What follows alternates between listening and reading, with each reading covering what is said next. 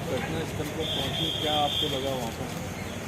अभी मैं यहाँ हॉस्पिटल में गया था जहाँ वो महावीर सिंह की जो हत्या हुई है उनकी डेड बॉडी वहाँ पोस्टमार्टम के लिए ये हॉस्पिटल में है।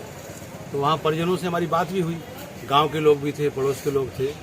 तो ये बड़ी विभत्स घटना है और मानवता को शर्मसार करने वाली घटना है, क्योंकि इस प्रकार से सुबह का वक्त पूरे फॉरेस्ट की टीम के लोगों ने जिस प्रकार से अत्याचार पूर्वक ये घटना को अंजाम दिया, एक निर्दोष व्यक्ति, क्योंकि उनको ये सोचने में एक बार भी दिमाग में नहीं आया कि इस तरह से गोली चला करके और निर्दोष व्यक्ति की हत्या की जा रही है। तो मैं और पूरा क्षेत्र इस घटना से बहुत स्तब्ध है और बहुत निंदनीय है।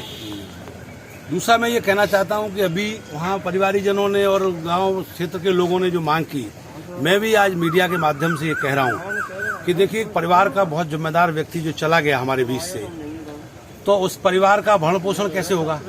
उसके लिए सरकारी नौकरी केवल आश्वासन से काम नहीं चलेगा। यदि वो नौकरी नहीं मिलेगी तो हम उसके लिए आंदोलन करेंगे खड़ा। दूसरे, उस परिवार को मुआवजा, और मुआवजा भी हम ये नहीं कह रहे कि उसकी लिमिट, कम से कम 1 करोड़ रुपया उस परिवार को मिलना इसलिए चाहिए कि उसका कोई दोष होता, उसका कोई अपराध होता तो हम समझते हैं कि एक बार हम लोग ये पूरी परंपरा है इस चंबल क्षेत्र की कि अन्याय के साथ कभी लोग यहाँ खड़े नहीं होते, लेकिन न्याय के साथ कभी पीछे नहीं रहते। दूसरा, 1 करोड़ रुपया मुआवजा की बात मैं कह रहा हूँ। तीसरी, वहाँ शस्त्र लाइसेंस की जो बात आई वो मिलना चाहिए। और इसके बाद मैं आपसे ये कहना चाह रहा हूँ मीडिया के माध्यम से कि ये दोषियों के खिलाफ कार्रवाई होनी चाहिए। 302 का मुकदमा कायम हुआ है, उनको तुरंत अरेस्ट किया जाए और जेल भेजा जाए, उस पर कार्रवाई होनी चाहिए। और तीसरी सबसे महत्वपूर्ण मैं और बात कर रहा हूँ आपसे कि ये कब तक चलेगा? ये चंबल क्षेत्र में, ये चंबल का एरिया 38,000 वर्ग किलोमीटर है। इंदौर के मानपुर से शुरू होकर के चंबल उत्तर प्रदेश के जालौन पे जाके खत्म होती है। और चंबल का इतिहास अगर उठाएंगे तो बहुत बड़ा इतिहास है, स्वर्णिम इतिहास है। चंबल ने आजादी आंदोलन में बिस्मिल जैसे वीरों ने आजादी में अपने प्राण देकर के भारत माँ को आजाद कराया। 7.5 लाख से भी ज्यादा नौजवानों ने जब अपने प्राणों की बाजी लगा दी तब ये भारत माँ आजाद हुई है। और आज चंबल के लोगों को के साथ इस तरह का व्यवहार, इस तरह का आचरण हो रहा है कि कहीं बहुत घटनाएं इस तरह की हो चुकी हैं कि यहाँ कहीं फॉरेस्ट की टीम के द्वारा इस प्रकार की घटना को अंजाम दिया गया।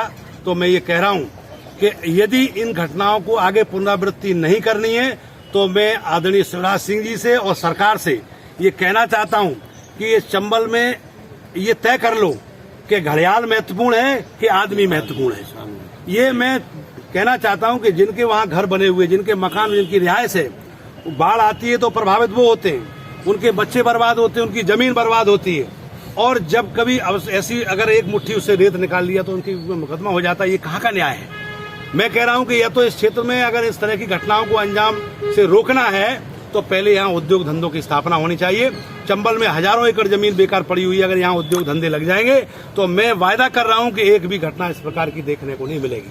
और जब तक सरकार ये काम नहीं कर पा रही है तब तक ये मांग कर रहा हूँ मैं कि श्योपुर से लेकर के और भिंड तक कम से कम ऐसे चिन्हित 35 ऐसे घाट हैं जिनको खोलना चाहिए, जहां से रेत का उत्खनन हो और उसकी रॉयल्टी सरकार ले और लोगों को काम मिले और ये इस तरह की आपाधापी बंद हो जाएगी।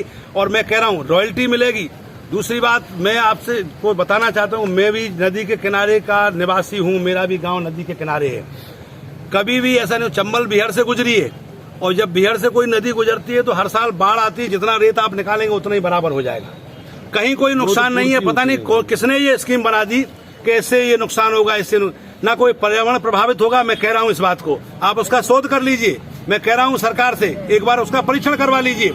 लेकिन जब तक ये नहीं होगा तो मैं कह रहा हूँ इस घटना को लेकर के हम बहुत द्रवित हैं और पूरा क्षेत्र दुखी है। हम लोग एक बड़ा आंदोलन खड़ा करेंगे और आंदोलन इस रूप में खड़ा करेंगे कि सरकार को इस बात को मनवा के ही बैठेंगे। ये बात का आज यहाँ से दावा कर रहा हूँ मैं, क्योंकि बहुत हो गया, अब ये सब्र से बाहर हो गई बात। मैं समर्थन करता हूँ इस बात का कि यहाँ चंबल घाटी की ओर से अगर पुलिस का और वन विभाग का रवैया ऐसा रहा जो कि मृत्यु घायल करने के लिए 1 गोली ऑथराइज है, अगर आपकी आत्मरक्षा के लिए 1 गोली ऑथराइज है तो 2-2 गोलियां, 1 से अधिक गोली अगर व्यक्ति को मारते हो तो वो हत्या का मुकदमा होता है और ऐसी हत्याएं अगर चंबलांचल में होंगी